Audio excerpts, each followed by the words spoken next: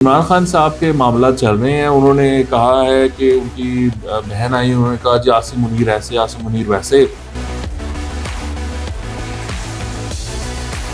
जो कि इमरान खान साहब ने मैसेज भेजा है। और उन्होंने कहा कि ये बड़ा जालिम है और मेरी बीवी अंदर है